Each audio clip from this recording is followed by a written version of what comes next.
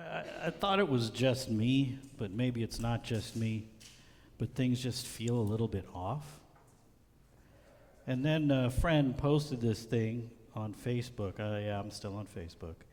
And it says, the post she put up is, my favorite month, October, is being extra this year, and I'm all for it. When you realize this October has a Friday the 13th, oops, just lost it. See, spooky, super spooky. When you realize this October has a Friday the 13th, solar eclipse, and a full blood moon lunar eclipse on Halloween weekend, making it the spookiest October yet. So, if you're feeling off, you forget things, you can blame the stars and the moon. There's power in the heavens. I don't know if I believe all of it, but there are powers that are beyond us that we're subject to. You know, you have all heard the phrase at least once: time, talent, and treasure. Now, for those of you who grew up in church and you hear the word treasure, if you're like me, a little tape recording in your head goes off. Even when you're watching Pirates of the Caribbean and you hear treasure, the tape recording says, "Where your treasure is, there will your heart be also." Now, in the version of our readings today, the place where your treasure is the place you will most want to be and end up being. Now, there is a lot of truth in these words. There are so many legends and stories from every culture, from every era, about the treasures we hold most dear. Sometimes we call these treasures our deepest desires. Now, these treasures guide the course of our lives in conscious and unconscious ways. Now, one very popular book and movie series, Harry Potter, deals with this central theme. Where your treasure is, there will your heart also be. You know, it's a 7-part series of revelations about life's journey as directed by our innermost treasures, our innermost longings, our innermost desires. And in the series, there is a point where Harry and his buddies encounter the mirror of Erised. And if you're kind of dense like me, it took someone pointing out that Erised is just desire backwards. Oh, you too? I'm not, not the only dense one in the room. That's nice. And so Albus Dumbledore, the head wizard, says the purpose of the mirror in this way: it shows us nothing more or less than the deepest, most desperate desire of our hearts.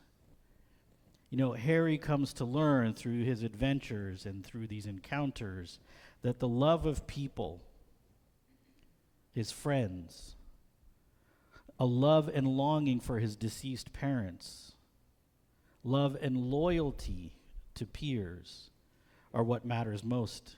And he risks his life for those things more than once. You know, another literary image related to the foundational importance of where our treasures are is the dragon. Now, there's been a resurgence of a game that I played when I was a kid, Dungeons and Dragons. We even have a group here at the church that meets every so often to play this awesome game.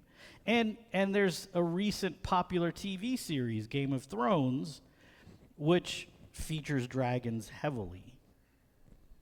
And the names of these dragons, which I'm about to butcher, are Meraxes, Vagar, Balerion, Drogon, Rhaegal. Never mind. There's dragons.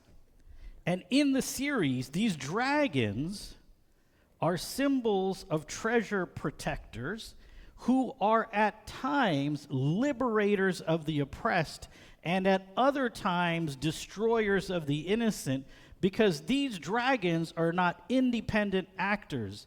They carry out the will of their masters. Where your treasure is shapes the way you live your life, determines the way you leverage your power, dictates how you command your dragons. Where are your treasures? Many people who have lived for a while say similar things about what matters most. And we encounter this wisdom in various anecdotal ways, and what we have learned through listening and sharing has been affirmed by experts and researchers who study such things.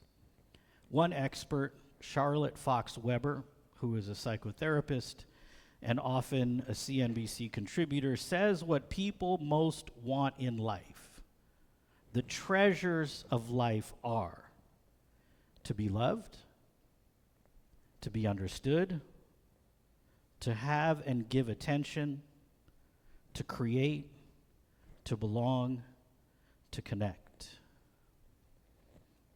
And as I read that, I was like, yes, and then I got to that part of the list, and I was like, yeah, but why are things the way they are then? If we all sort of share this as our central focus. But she goes on. Something else is fundamentally and foundationally in the mix. Fox Weber's findings continue and includes aspirational, foundational treasures that are far less lovely, even ugly. Treasures that require winners and losers. To have freedom, to have power, to win. Freedom, power, and winning, according to data, is as foundational as those nice things. To love and be loved. Freedom, power, and winning, however, are one-sided, not mutual. Someone or something must lose. So within our deeply held treasures, which include desires that are at odds with each other, the wisdom of the lesson of the two wolves comes to mind. And this lesson belongs to many ancient cultures, and I like this one best. One evening, an old Cherokee told his grandson about a battle that goes on inside people. He said, "My son, the battle is between two wolves inside us all. One is evil. It is anger, envy, jealousy, sorrow, regret, greed, arrogance, self-pity, guilt, resentment, inferiority, lies, false pride, superiority, and ego. The other is good. It is joy, peace, love, hope, serenity, humility, kindness, benevolence, empathy, generosity, truth, compassion, and faith." The grandson thought about it for a minute and then asked his grandfather, "Which wolf wins?" The old Cherokee simply replied, "The one you feed. The one you feed."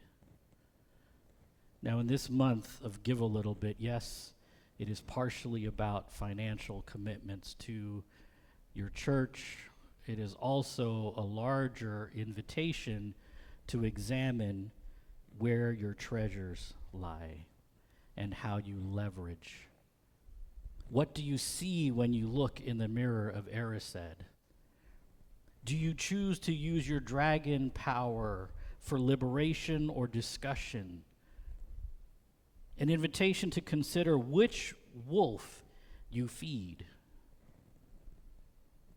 As people of Parkside, we hold values that are meant to be a blessing, a benefit, to offer healing for us and the world. And my prayer for us is that grace shower us in this time of discernment and commitment to the things that matter most. May we give our time, talents, and treasures to whatsoever is true, honest, just, pure, lovely, and of good report. Blessings in this season of giving and discernment. Amen.